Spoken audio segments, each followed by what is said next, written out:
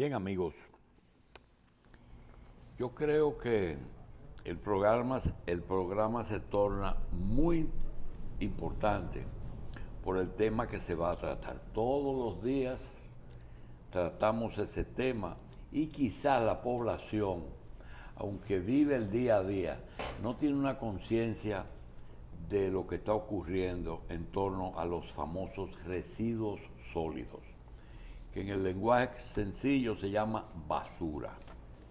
Se habla de los vertederos, se habla de la recogida de basura. Pero ayer mismo le decíamos a un posible candidato a la alcaldía de la capital que hace posiblemente unos 30 años hablamos con un alcalde de la capital y nos decía en un intento de reelección que él hizo, que esos programas de bibliotecas públicas, de minipresas en el distrito, no tenían ningún sentido. Que el buen alcalde tenía que hacer dos cosas. Número uno, recoger la basura. Y número dos, destapar los imbornales. Y que ahí no solamente que se va el presupuesto, sino que la gestión es exitosa con esas dos cosas. Hoy, para hablar de ello y para que nos expliquen sobre todo cómo es aquí y cómo es en otras partes, tenemos el placer de tener al ingeniero José Alberto Infante,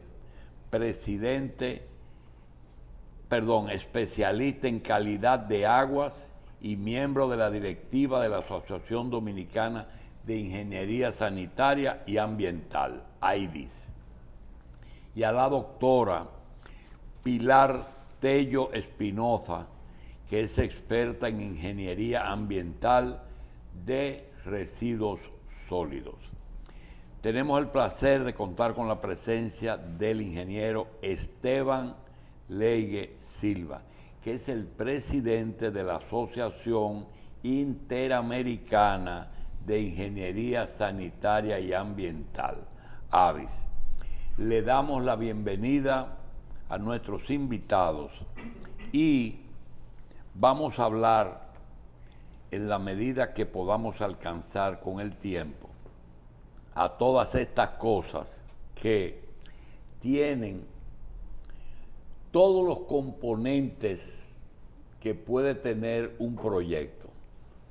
La basura tiene un efecto político, un efecto de salud, un efecto de visión de una ciudad, si es limpia o no.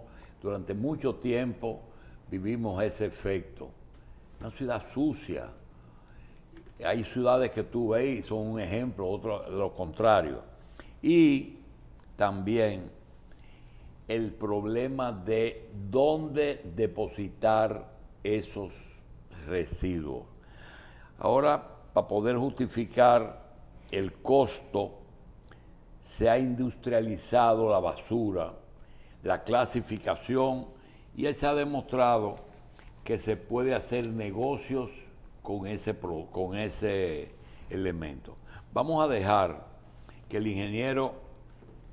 que la doctora Pilar Tello nos diga realmente en relación de nuestro país con el resto de los países en que ustedes han trabajado, ¿cuál es nuestro ranking? ¿Cómo estamos nosotros? ¿Mal, regular o bien? Pónganos la nota primero. Ay, qué difícil. Él nos puede ayudar porque él es el presidente de toditos esos países juntos, ¿verdad? Sí, pero yo he sido expresidenta de IBIS antes que él. Adelante. Mira, es difícil poner un... Primero, ¿tienes mucho tiempo en el país? Bueno, yo soy de México, yo vengo de México y he tenido la oportunidad de estar en este país en muchas oportunidades, ayudando por ejemplo, cuando se formó y cuando se estaba trabajando con el proyecto de la Mancomunidad del Gran Santo Domingo, ahí vine invitada a asesorar. Después he estado con el proyecto de Dominicana Limpia, he estado con varios proyectos, la ley, por ejemplo, de residuos. Yo formé parte en la creación y estuve involucrada en eso. Entonces conozco casi todo este país y conozco la realidad y los problemas internos.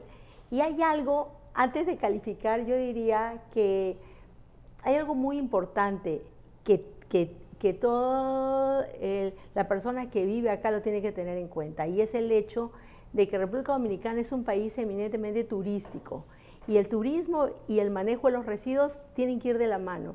Una ciudad que no esté limpia no es atractiva, unas playas que no estén limpias no es atractiva, y eso lo hemos visto, ¿no? Los botaderos, tiraderos de basura que hay a lo largo de varios lugares estratégicos, como por ejemplo Puerto Plata, que tiene problemas con el tema del relleno sanitario, el tema de, en lo mismo en la zona de Verón, de Bávaro, los botaderos, porque ahí no hay rellenos. Y pues sí, y sin dejar de hablar del tema de la Duquesa como tema de disposición final. Pero el tema de la disposición final no radica en tener un relleno sanitario, no, ya tenemos que pensar en lo que viene, en no disponer. Disponer de un residuo en el suelo es una solución que viene desde la Guerra Mundial, porque nació como una solución de salud, porque estaba la basura y se tenía que cubrir. Después ya vino hacia un componente ambiental de contaminación de subsuelos, de contaminación de atmósfera, de quema, de todo eso.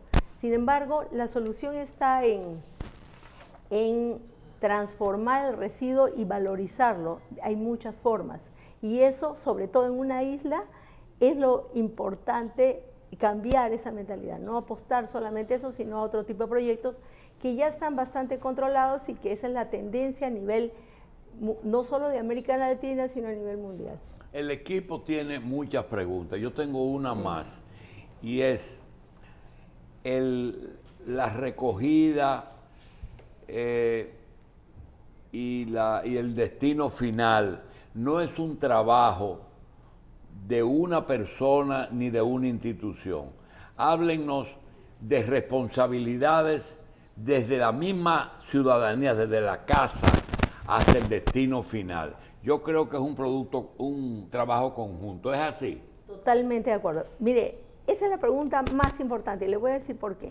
Mucha gente, y en todos los países me ha tocado hablar en todos los países sobre este tema, está confundida, cree que solo es la responsabilidad del alcalde, y no es así. Ese es un pensamiento totalmente antiguo. Si bien es cierto, como dijo ese alcalde, como usted acaba de decir en la introducción, importante, con los residuos se ganan votos, pero también se pierden cuando no hay un buen manejo. Entonces, sí, es muy importante. Antiguamente solo se pensaba que era la responsabilidad del alcalde, pero después con los años cambió un poco y se dijo, entonces el alcalde y la ciudadanía. Yo pienso que es 60% la ciudadanía y 40% el alcalde, y le voy a decir por qué. Porque podrá usted barrer mucho y limpiar mucho, pero si la persona no pone el residuo donde tiene que colocarlo para que la recolección sea más eficiente, es ahí donde se reduce la eficiencia y la gente paga menos. Si usted va a Washington, si va a otras ciudades donde se paga por el residuo que usted deposita, entonces no es una tarifa única, uno paga, y entonces la gente dice, pues ahora va a ser más responsable. Entonces sí es importante la participación ciudadana, pero yo agregaría un componente adicional, que es lo que he visto en los últimos 5 años, que es que el gobierno nacional sí tiene que tener un componente en esa fórmula, porque muchos municipios y alcaldías no tienen dinero o no lo saben distribuir bien para ese componente. Bien. Entonces sí se necesita un apoyo si se quiere pasar a etapas de industrialización y de recolección más eficientes. Bien, nosotros tuvimos la oportunidad de conocer un italiano que tuvo mucha incidencia en esas organizaciones medio mafiosas de Estados Unidos, y me contaba, lo conocimos aquí en un hotel, me contaba que él venía aquí por razones de clima. Él vivía muy al norte y que ellos cambiaron su línea de trabajo, que ellos ya no hacían trabajos ilegales, sino que se dedicaban en toda la costa atlántica, Boston, Nueva York, Atlanta, Washington, Florida, las Carolinas, de hacer contratos con los alcaldes para la recogida de basura, y que ese era su fuerte. Realmente aquí lo vivimos después. Eso es, señor Legue, es una constante en el que lo más sucio de la basura es el negocio de la basura. Bueno, muy buenos días primeramente. Gracias por invitarnos a su programa. Yo vengo de Bolivia, soy ingeniero civil, justamente mi especialidad más es la parte de ingeniería sanitaria, aguas residuales y plantas de tratamiento. Sin embargo, el tema de la basura atañe justamente, en cada población tiene su propia idiosincrasia, ¿no? Justamente los contratos de basura a veces se manejan muy políticamente y tienen ese espectro que a veces, como decía la doctora, es para bueno o puede ser para malo, ¿no? Entonces, esa situación, el tema de la recogida son contratos bastante fuertes, ¿sí?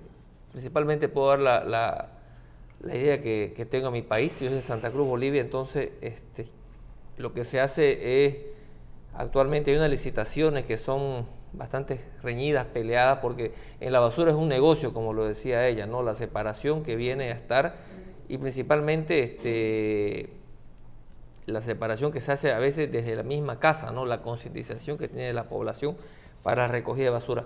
Pero es un negocio que da bastante frutos, incluso en algunos sectores, justamente lo conversamos alguna vez con la doctora, la industrialización para hacer casas, ¿no? Que es un proyecto que lo veis bastante interesante dentro de lo que es con la recuperación de residuos.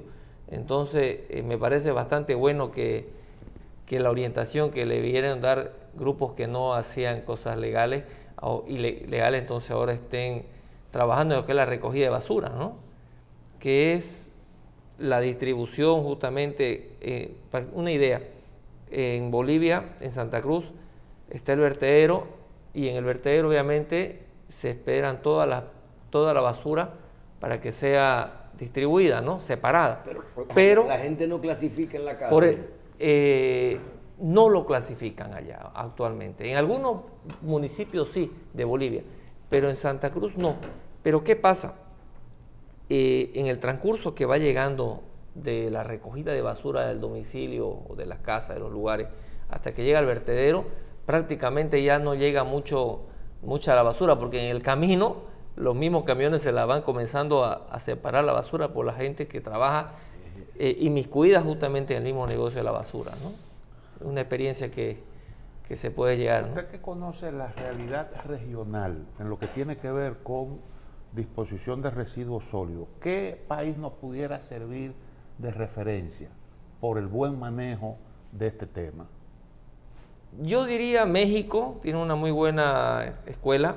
Brasil tiene bastante programas. De dos países muy grandes. Sí, ¿Es posible mantener eso a nivel estatal? Sí, o sea, por ejemplo... ¿O usted está hablando de Ciudad México o de San Pablo? Yo diría, particularmente digo Brasil porque tengo más relación con el lado de Sudamérica, conozco más la situación. Y que depende de las ciudades. Exactamente. Depende de las ciudades. Ellos tienen bastante, para 20 millones de habitantes, un sistema de... Resulta muy costoso el manejo adecuado de los desperdicios sólidos. Sí. Y es de mucha ganancia también, ¿no? Y de mucha ganancia. Sí. Es un negocio.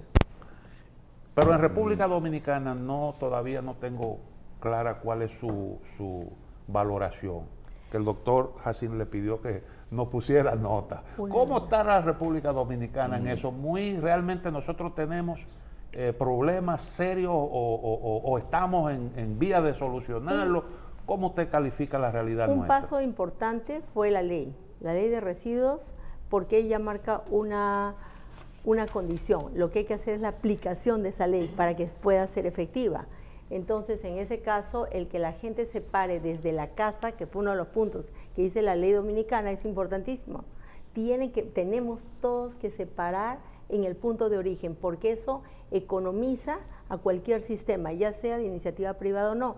La tendencia a nivel de América Latina es la que privatización. ¿Por qué? Porque haces más costo efectivo mucho más el sistema.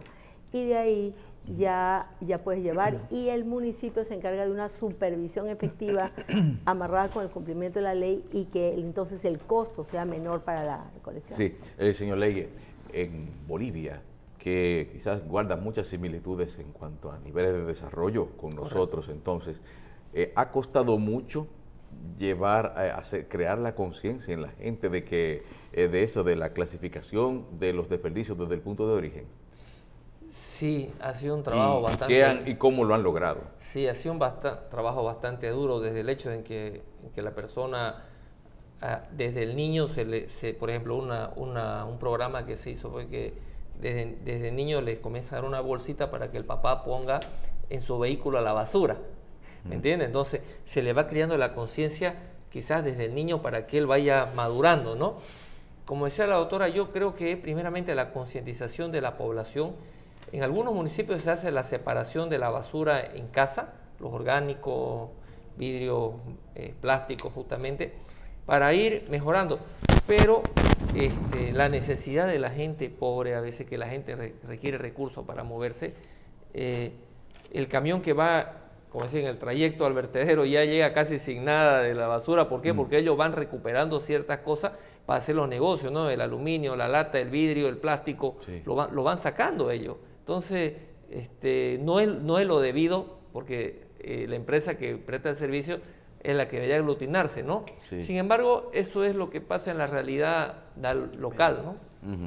¿El medio ambiente influye en que haya más basura, o la basura es que afecta el medio ambiente? Yo diría que nosotros como seres humanos utilizamos los servicios, somos generadores directamente de contaminantes al medio ambiente. El hombre es un contaminante. El hombre es un consumidor, ¿no? Entonces, el hombre genera desde que nace hasta que se muere. Yo literal, tengo, todos. Perdón, yo tengo una experiencia, me acuerdo cuando era más pequeño, mi abuela, ella tenía los envases para comprar leche, iba con su bolsón al mercado a hacer las compras, entonces yo pequeño iba y la veía a ella, entonces eso se reutilizaba, ¿no? Después, a nuestra actualidad, uno va al supermercado a hacer las compras, sacas una bolsa, te dan otra bolsa, después volvés, tenés otra bolsa, entonces comenzás a generar mucho más residuo de lo que antiguamente se estaba, ¿no? Entonces, ahora están los cambios, ¿no? Es mejor tener a veces su envase para no estar uno cada vez generando mayor basura, ¿no? En un viaje que dimos a Puerto Rico, en un cementerio ya que estaba cerrado al público, habían instalado un crematorio y aparecieron unos vecinos con una protesta, un movimiento de protesta, porque ese crematorio era contaminante. Entonces, yo no me pude aguantar y me desmonté. Digo, ¿qué es lo que están haciendo? Dice, no, que van a poner un crematorio y que eso va a contaminar. Digo yo, pero eso es cuando ustedes se mueran, que lo van a quemar. Entonces, ustedes ahora están protestando, pero luego van a ser contaminadores. Yo quiero aprovechar que el ingeniero José Alberto Infante está con nosotros, que es presidente de la ADIS, que es la Asociación Dominicana de Ingeniería Sanitaria y Ambiental, y preguntarle un poquito sobre eso que se ha anunciado en este mes, y es que República Dominicana va a evaluar trabajar en los procesos de desalinización del agua, de tomar el agua del mar, quitarle la sal y utilizarla en algunas comunidades. Háblenos de este proceso, de lo posible, de viable en este país, el tema del costo que tendría para lograr esto. Dicen que al principio es muy costoso y estamos tan mal a nivel de agua normal de que ya no necesitamos de este tipo de recursos. Adelante, ingeniero. Buenos días, muchas gracias por la oportunidad y contar aquí con la presencia del presidente de AIDIS y con la pasada presidente de la Asociación Interamericana de Sanitaria. Simplemente me lleva a a sentirme más que orgulloso de estar aquí. Bien, la salinidad del mar es alta. Eliminar esa salinidad es costosa.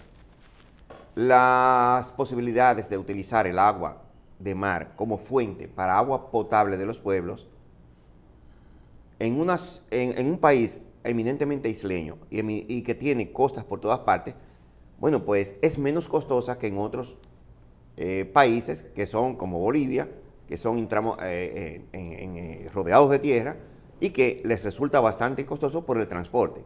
Sin embargo, aunque somos isla, aunque la tenemos cerca, no dejará de ser costosa. Y nosotros tenemos muy buenas fuentes todavía. Tenemos fuentes de aguas superficiales inmensas, que no las tiene, por ejemplo, Cuba, por eso es un país tan alargado. El nuestro tiene una configuración bastante apropiada para nuestras fuentes. Tenemos muchas fuentes subterráneas todavía que debemos aprovechar. Es decir, antes de pensar en desalinización, nosotros podemos contar con nuestras fuentes hídricas sanas. No significa que algunos proyectos no lo puedan obtener cuando su distancia, cuando sus posibilidades de conseguir agua dulce no, se vean totalmente imposibilitadas por condiciones particulares. Por ejemplo, ahora se está hablando mucho de desalinizar el agua que se va a utilizar en Pedernales, por ejemplo. Pedernales tiene un proyecto fabuloso, pero vamos a tentar primero con nuestras aguas subterráneas. Vamos a disponer de la última gota de agua dulce que podamos tener, tanto para el riego de las comunidades que van a necesitar aumentar su producción, como para la extracción de agua. Pero ingeniero, hay una duda, y es, el problema es, tenemos agua, siempre se dice que nosotros inclusive desperdiciamos un 80% del agua que tenemos, que el problema es almacenar, pero que cuando tú la tomas del mar, tú la vas sacando, la vas usando y no tienes necesidad de almacenar esa cantidad. Explíquenos esto, porque mucha gente a veces dice, ¿es que nos quedamos sin agua o es que nosotros lo que tenemos que construir muchas presas, por ejemplo, para almacenar esto? Hay diferentes, digamos, temáticas que pueden enfrentarse o que pueden dar respuesta a esa pregunta. Pero lo primero es, sí, hacen falta presas, hacen falta lugares donde almacenar el agua. Sí, hacen falta, aún sea desalinizando el agua, hay que almacenarla, pero hay que regularla más que almacenarla, porque el agua se toma de las fuentes y se regula para darle agua a las comunidades, pero no se pretenden grandes almacenamientos que no sea en las presas. Claro, nosotros necesitamos tener conciencia de que nuestro principal problema no es precisamente la disponibilidad del recurso sano, es el desperdicio del recurso. No es que desperdiciemos el 80%, aquí se desperdicia 55, 60% del agua. No es tan grave, pero nosotros podemos reducir esos desperdicios a menos de la mitad, con un poquito de conciencia ciudadana. Nosotros estamos al borde en Santo Domingo, por ejemplo, el agua que se inyecta a la ciudad de Santo Domingo, donde nuestro director de la CAS nos dice que recibimos 400 millones de galones diarios. Usted divide eso entre la población y da más de 100 galones por persona. Por día. Por día. ¿Quién consume? Hoy los vehículos que lavan ahí abajo del puente con una manguera. Por mucho que los consuman, si simplemente esa dotación se minimiza en su desperdicio, nosotros tenemos agua más que suficiente para darle agua a la ciudad y a todo el país. Bien. Esa es la verdad. Hace una semana estuvo ahí sentado un especialista en agua. Don Julio Suero, yo me senté... Que dice dos cosas. Primero, que la desalinización no es una cosa fácil. Y después, que por favor anuncien el evento, porque no quiere que ustedes se vayan sin que el país lo sepa. Adelante. Claro, a eso iba. Estos temas que se están tratando sobre la disposición de los residuos sólidos, pero también sobre los abastecimientos de agua potable, las tecnologías de tratamiento de agua potable, las tecnologías de tratamiento de aguas residuales, la recolección de nuestras aguas residuales, que usted sabe que es tan deficiente en República Dominicana, todos van a ser tratados en el 38º Congreso de Ingeniería Sanitaria y Ambiental, que va a ser precedido por las personalidades que me acompañan y que ustedes saben que es un evento a nivel internacional que aglutina al menos 24 países latinoamericanos con posibilidades de tener en nuestro país hasta 1000 delegados de todos esos países. ¿Cuándo? El 13 de noviembre inicia. Y va a ser 4 días de exposición. ¿Eso es en Punta Cana? Punta Cana. De todas las tecnologías nuevas que se han desarrollado en los últimos 4 años, porque es el primer congreso en 4 años que tenemos presencial, porque hubo uno virtual, pero... Es interamericano. Interamericano. No, naturalmente. Bueno, ahí tienen el logo de lo que va a ser nuestro congreso, y la verdad es que esperamos una participación de todas las instituciones del Estado. Ya INAPA nos aprobó, dentro de un ratito vamos a tener una reunión con el ministro de Medio Ambiente, porque, bueno, habíamos tenido ya algunos contactos, pero dada la tragedia que hubo, ustedes saben que ya las cosas han cambiado. Hemos tenido que enfrentar muchas dificultades por precisamente esas cosas. Saben que el máximo apoyo debe venir de ese ministerio, pero también ayer tuvimos una reunión con el ministro de Salud Pública y hemos tenido contacto ya con la CAS, con INAPA, con Corazán, con Coarrón, o sea, con todas las coras, y tenemos en este momento las posibilidades fabulosas de hacer una magnífica presentación pese a las dificultades que hemos tenido. Y anoche tuvimos una reunión que terminó tardísimo porque estamos programando un evento que valga la pena, donde pretendemos que hasta el presidente de la República sea el que lo inaugure. Y eso estamos prácticamente, bueno, casi, vamos a esperar que todas las cosas funcionen, porque de verdad ese va a ser el mejor escenario donde cada institución pueda exponer sus avances, donde cada institución puede exponer las tecnologías que está utilizando, las implementaciones e innovaciones que dentro del sector de agua potable y saneamiento podamos tener en República Dominicana. ¿Y la doctora Espinosa y el ingeniero Ley van a estar en el país hasta noviembre? No, hasta el viernes. Hasta el viernes. Y vuelven en noviembre, sí, al Congreso. Porque lo íbamos a aprovechar todos estos meses. Sí, el señor Infante, yo quería preguntarle algo con respecto a lo que son los códigos de construcción y las normativas actuales. ¿Exigen las leyes del país la participación, la opinión, la intervención de expertos en ingeniería sanitaria en la construcción de cada proyecto? Claro, no le quepa la menor duda. Hay la intervención de un especialista en ingeniería sanitaria y ambiental para la concepción de cada proyecto. O sea, usted va a obras públicas y usted no tiene una firma de un ingeniero sanitario que defina las instalaciones que va a tener, cuál va a ser su fuente, cuál va a ser su disposición final de aguas residuales, así como toda la estructura interna de instalación sanitaria interior de la edificación, pues no se le aplica. Pero si usted va con un proyecto turístico, por ejemplo, un habitacional, que es lo más normal en República Dominicana, usted tiene que tener su red de agua potable definida con una fuente adecuada. Tiene además que garantizar la calidad de esa fuente, porque al turista no se le puede servir un agua que no sea potable, o sea, en todo el sentido, aprobado por la oficina, con los caracteres de la Oficina Panamericana Sanitaria, Organización Mundial de la Salud, que tienen unas normativas que hay que cumplir sí o sí, además de la normativa nuestra. No tenemos la normativa de Mindocal, pero también tenemos la normativa de medio ambiente, y eso hay que cumplirlo sí o sí. Entonces tiene que tener su sistema de recolección de aguas residuales, que además tenga su planta de tratamiento, y que esa planta de tratamiento cumpla con los estándares de medio ambiente.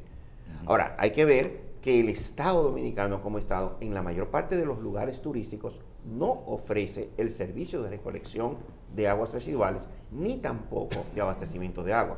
Ahora, en Pedernales, se está haciendo algo distinto. Por primera vez desde su concepción, se está dando agua potable y se está haciendo el sistema de recolección de aguas residuales en el proyecto que se va a prever antes de comenzar a construir los hoteles. Ya el Estado está invirtiendo en esa parte. Bien, nosotros queremos, para despedir, dos cosas. Primero, la influencia de los grandes... tenemos la experiencia de 2 ciclones que pasaron por la capital y la cantidad de desperdicio que uno piensa que porque son árboles no hacen daño, pero sí crearon un caos. Y lo segundo, te piden que hable de la ley. Ley de agua. Nosotros tenemos en el Congreso, desde hace 26 años, la 26 años de agua potable y saneamiento. La produjo precisamente la Asociación Dominicana de Ingeniería Sanitaria y la depositó en el Congreso desde aquella época. Pero ¿qué pasa? La ley fiscaliza todas las entidades del Estado que tienen que ver con el sector agua potable y saneamiento. Y es difícil que se apruebe porque el sector muchas veces, en épocas muy diversas, no ha querido ser lo suficientemente fiscalizado, donde a ti te obliguen y te digan, ¿cuántos empleados por acometida tú tienes? ¿Cuánta agua o cuál es tu índice de potabilidad? ¿Cuál es la continuidad de tu servicio? ¿Cuáles son las presiones que tú ofreces? A nadie se fiscaliza. Es más, uno ve las inauguraciones de sistemas de abastecimiento, uno ve las cosas, pero la gente anda con una botellita de agua porque no confiamos en el agua del acueducto.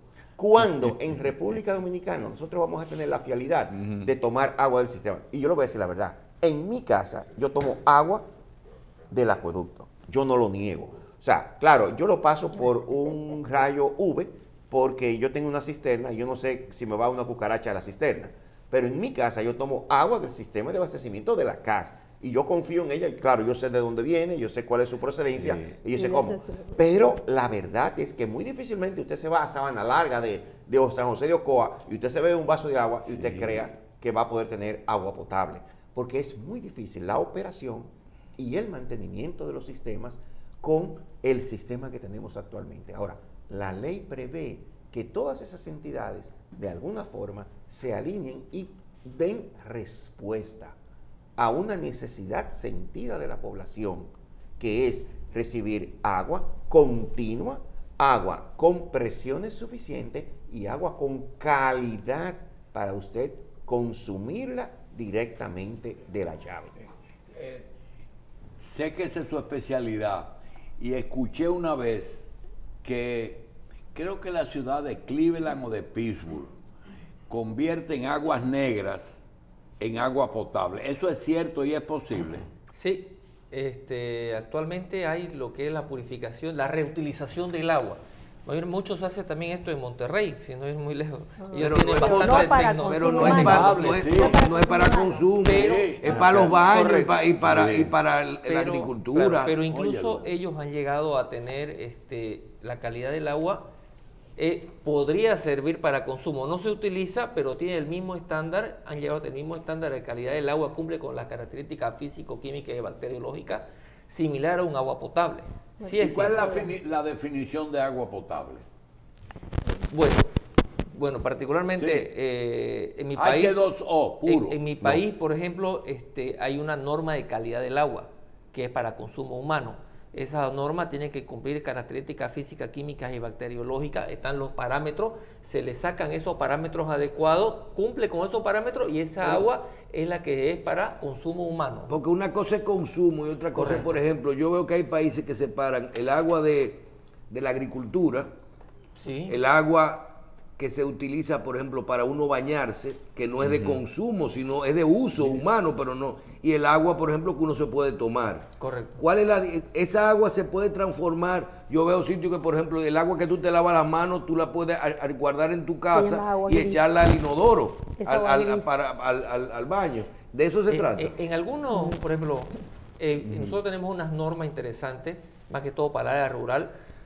La recolección, por ejemplo, de las aguas de lluvia, que se las hace para que vayan directamente a lo que es el uso de inodoro, ¿sí? Pues la descarga 4 litros por segundo, entonces bastante grande, entonces para que sí se van separando y el agua de consumo humano directamente llega por la tubería, ¿no? Entonces esa es una separación que se hace interesante para optimizar, ¿no? Yo puedo ahondar un poquito con lo que la pregunta que hizo el doctor.